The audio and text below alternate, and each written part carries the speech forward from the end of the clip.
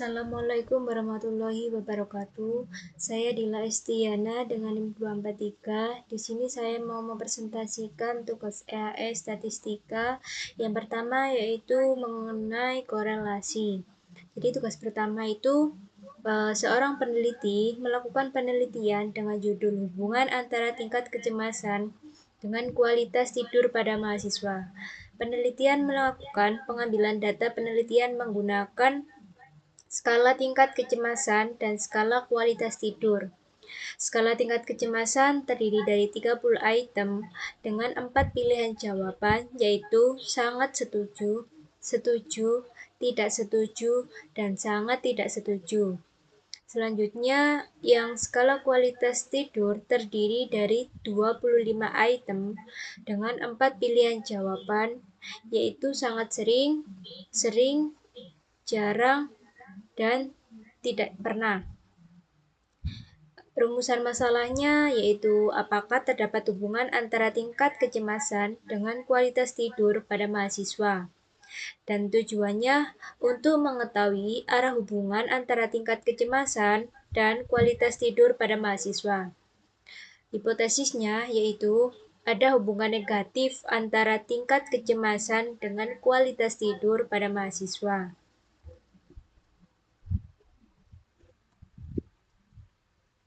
Yang pertama, kita melakukan analisis deskriptif dengan membuat kategorisasi berdasarkan mean hipotetik pada kedua variabel.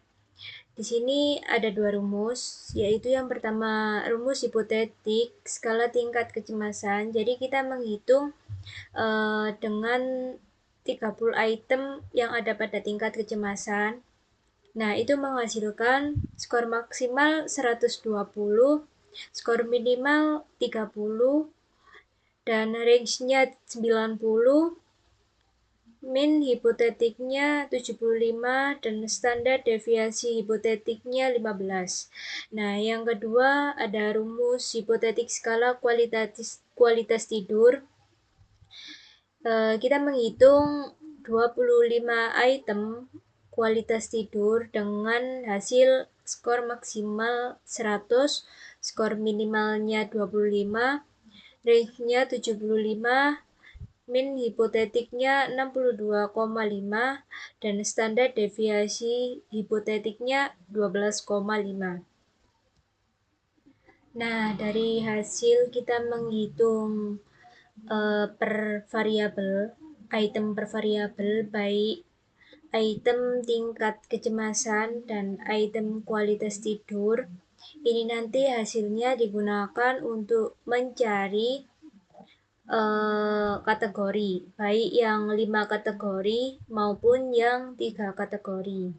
Nah, yang pertama ini saya mau menganalisis kategori tingkat kecemasan yang 5 kategori.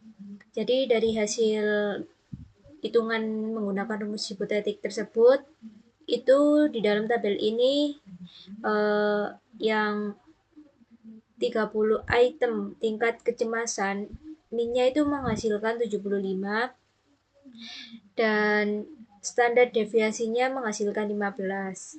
Jadi kita menghitung yang tabel atas ini 5 kategori, dan yang tabel bawah ini untuk mencari 3 kategori. Nah, setelah kita mempunyai skor untuk menentukan kategori seperti tinggi sekali, tinggi, sedang, dan sebagainya, lalu kita masukkan yang sudah tersusun kategori berdasarkan skornya itu, kita uji di SPSS. Nah, di sini ada gambar dua tabel. Yang pertama itu hasil uji SPSS itu untuk mencari frekuensi dan persentasenya. Nah, pada tabel kedua ini tuh kategori dan yang sudah ada frekuensi dan persentasenya. Jadi hasilnya saya akan menganalisis, yaitu hasil penelitian menunjukkan bahwa mahasiswa yang memiliki skor tingkat kecemasan tinggi sebesar 18 orang atau 2,3%, sedangkan mahasiswa yang memiliki skor tingkat kecemasan sedang sebesar 24 orang atau 30%, mahasiswa yang memiliki skor tingkat kecemasan rendah sebesar 25 orang atau 31%, dan mahasiswa yang memiliki tingkat kecemasan rendah sekali sebesar 13 orang atau 16%. Jadi hasil analisis ini berdasarkan tabel yang kedua ini yang sudah diuji di SPSS. Selanjutnya yaitu mencari 3 kategori tingkat kecemasan. Ini tabel yang 3 kategori. Jadi saya di sini sudah memiliki skor untuk menentukan kategori pada item tingkat kecemasan. Setelah itu saya uji di SPSS untuk mencari frekuensi dan persentasenya. Di sini saya mau menganalisis 3 kategori berdasarkan tabel tersebut. Jadi hasil penelitian menunjukkan bahwa mahasiswa yang memiliki skor tingkat kecemasan tinggi sebesar 2 orang atau 3%, mahasiswa yang memiliki skor tingkat kecemasan sedang sebesar 51 orang atau 64%, dan mahasiswa yang memiliki skor tingkat kecemasan rendah sebesar 27 orang atau 34%. Baik, selanjutnya saya menganalisis kategori kualitas tidur. Yang pertama, 5 kategori terlebih dahulu. Jadi dari perhitungan rumus hipotetik, 5 kategori ini yang kualitas tidur min-nya mendapatkan 62,5 dan standard deviation-nya mendapatkan 12,5. Jadi itu saya masukkan di rumus untuk mencari skor untuk menentukan kategori. Nah, di sini ada tabel yang sudah ada skornya untuk mencari kategori. Lalu pada tabel kedua ini hasil uji pada SPSS untuk mencari frekuensi dan persentasenya. Saya mau menganalisis 5 kategori berdasarkan tabel tersebut yang sudah ada skor dan frekuensi serta persentasenya. Jadi hasil penelitian menunjukkan bahwa mahasiswa yang memiliki skor kualitas tidur tinggi sekali sebesar 1 orang atau 1%, mahasiswa yang memiliki skor kualitas tidur tinggi sebesar 10 orang atau 13%, mahasiswa yang memiliki skor kualitas tidur sedang sebesar 19 orang atau 24%, mahasiswa yang memiliki skor kualitas tidur rendah sebesar 19 orang atau 24%. Nah, yang terakhir, mahasiswa yang memiliki skor kualitas tidur rendah sekali itu sebesar 31 orang atau 39%. Selanjutnya, saya mau menganalisis 3 kategori variabel kualitas tidur. Nah, pada tabel pertama itu terdapat skor untuk 3 kategori ini. Nah, itu saya uji di SPSS.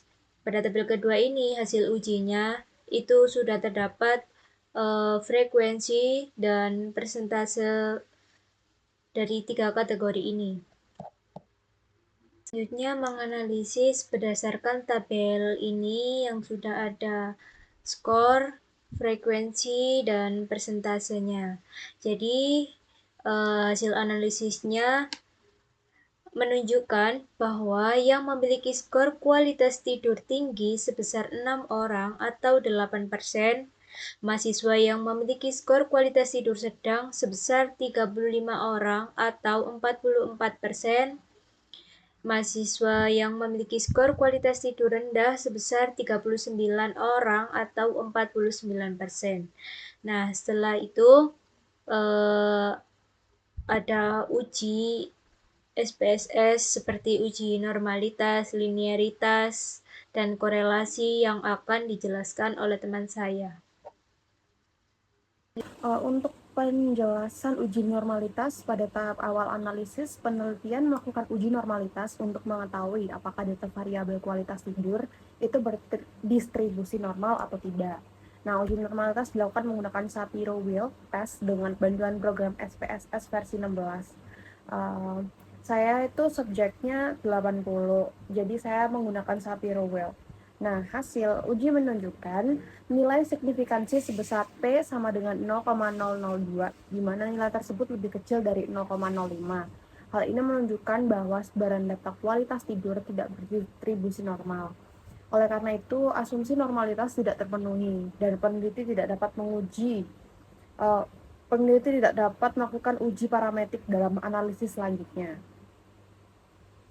Selanjutnya dilakukan uji linearitas untuk mengetahui apakah hubungan antara variabel kecemasan dan kualitas tidur bersifat linear atau tidak.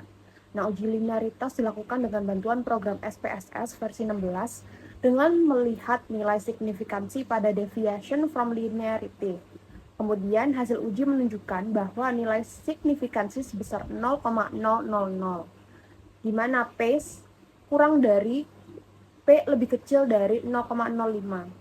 Hal ini berarti bahwa hubungan antara kecemasan dan kualitas tidur tidak linear.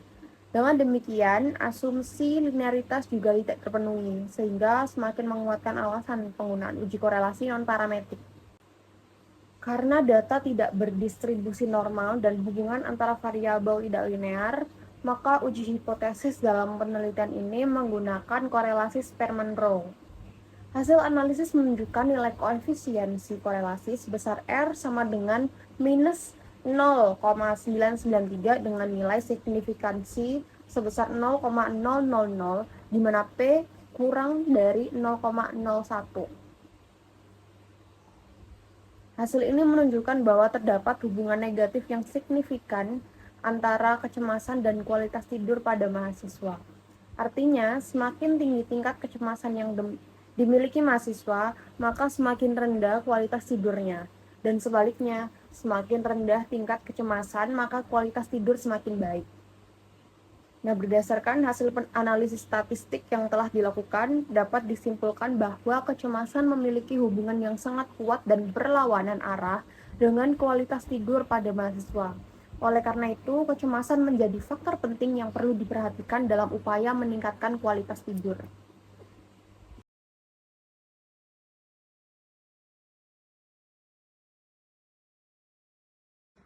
Saya akan menjelaskan tugas yang kedua. Pertama, saya melakukan uji normalitas menggunakan Shapiro-Wilk test.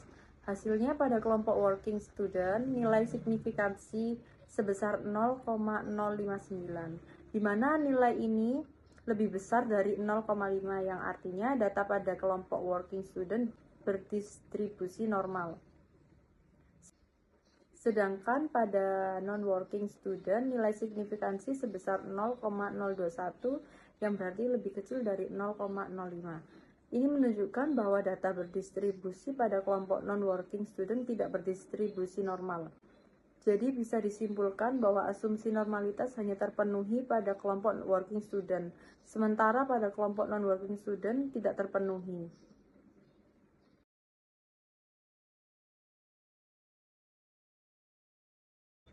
Selanjutnya, saya melakukan uji homogenitas varian menggunakan Leven test. Hasil uji menunjukkan nilai signifikansi sebesar 0,885, di mana nilai ini lebih besar dari 0,05. Hal ini berarti varian antara kelompok working student dan non-working student bersifat homogen. Dengan demikian, asumsi homogenitas dalam penelitian ini terpenuhi. Yang selanjutnya, saya melakukan uji perbedaan menggunakan Mann-Whitney U-test. Karena salah satu kelompok data tidak berdistribusi normal, maka uji perbedaan yang digunakan adalah uji Mann-Whitney U-test. Berdasarkan hasil analisis deskriptif, diperoleh nilai mean rank pada kelompok working student sebesar 59,33, sedangkan pada kelompok non-working student sebesar 41,67. Secara deskriptif, hal ini menunjukkan bahwa tingkat kesejahteraan psikologis pada mahasiswa working student lebih tinggi dibandingkan mahasiswa non-working student. Selanjutnya, berdasarkan hasil uji Man-Whitney U-Test, diperoleh nilai Z sebesar 3,046 dengan nilai signifikansi P sama dengan 0,002, di mana nilai P lebih kecil dari 0,05, yang artinya terdapat perbedaan yang signifikan dalam tingkat kesejahteraan psikologis antara mahasiswa working student dan non-working student.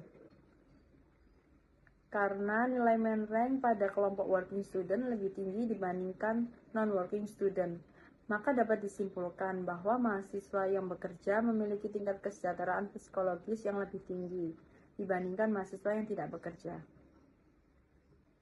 Berdasarkan hasil analisis yang telah dilakukan, dapat disimpulkan bahwa terdapat perbedaan signifikan tingkat kesejahteraan psikologis antara mahasiswa working student dan non-working student.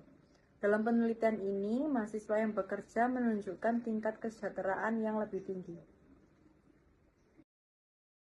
Di sini saya akan membacakan tugas bagian 3, yaitu seorang peneliti melakukan penelitian dengan judul pengaruh musik relaksasi terhadap tingkat ketegangan emosional mahasiswa.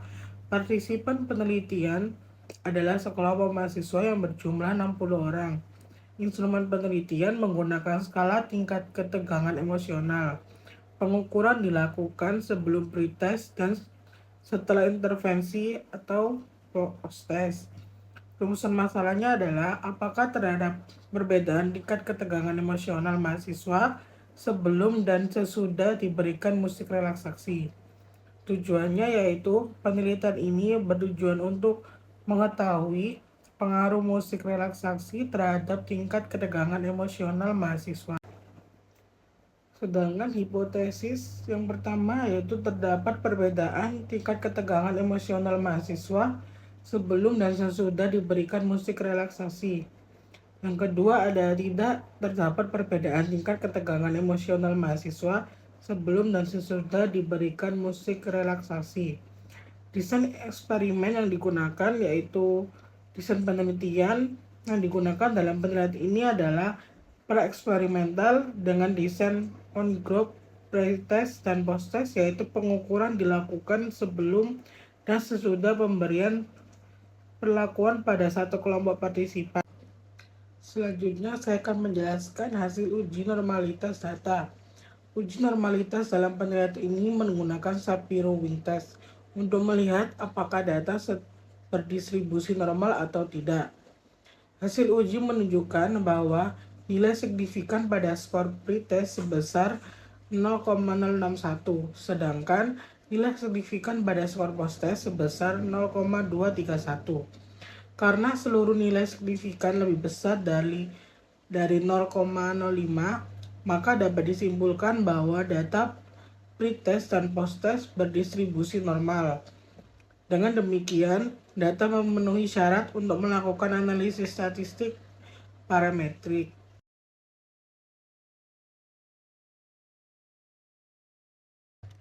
Selanjutnya ada uji hipotesis menggunakan Paired Sample T-Test.